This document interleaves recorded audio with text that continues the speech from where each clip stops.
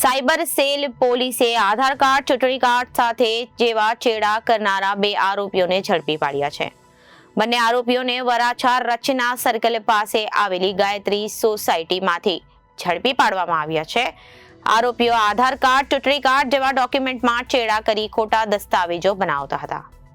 Cyber crime cell પોલીસે આધાર card, ચૂંટણી card સાથે જેવા ચેડા કરનારા 2 આરોપીઓને ઝડપી પાડ્યા અને આરોપીઓને વરાછા રચના સર્કલ પાસે આવેલ ગાયત્રી સોસાયટીમાંથી ઝડપી પાડ્યા છે.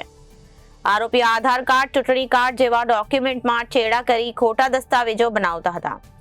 આરોપી ભાવેશ કુમાર મગનભાઈ ગજેરા અને પ્રતિકભાઈ કાંતિભાઈ કોલડિયાને ઝડપી પાડ્યા. CSC સેન્ટર ચલાવનાર ભાવેશ ગજેરાએ કર્મચારી પ્રતિકને 15,000ના પગાર પર રાખ્યો હતો. બોગસ ડોક્યુમેન્ટો બનાવવાનું ભાવેશ પ્રતિકને શીખવ્યું હતું. 300 થી 500 રૂપિયા લઈ બોગસ ડોક્યુમેન્ટના આધારે એડ્રેસ ચેન્જ કરી આપતા હતા.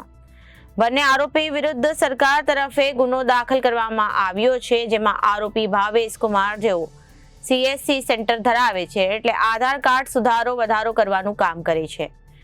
તમામ પ્રકારના સરકારી ડોક્યુમેન્ટ્સમાં સુધારો વધારો કરે છે. તે તમામ પ્રકારના ડોક્યુમેન્ટમાં સુધારો વધારો કરવા માટે એક ડાયનો ઉપયોગ કરતો હતો, જેમાં પહેલાથી જ ફોર્મ બનાવવામાં આવ્યું હતું અને તેમાં ફોટોશોપથી કરતો હતો, જેને સરકારી ખોટા ડોક્યુમેન્ટ પણ કહી શકાય છે. આ પહેલા તેને ઘણા બધા ઇલેક્શન કાર્ડ પણ બનાવ્યા છે. છેલ્લા 3 વર્ષથી આ કામ સાથે આરોપી ભાવેશ જોડાયો છે. તેને સરકારની CSC પરીક્ષા પણ પાસ કરી છે, જે સર્ટિફિકેટ પણ મળી આવ્યું છે.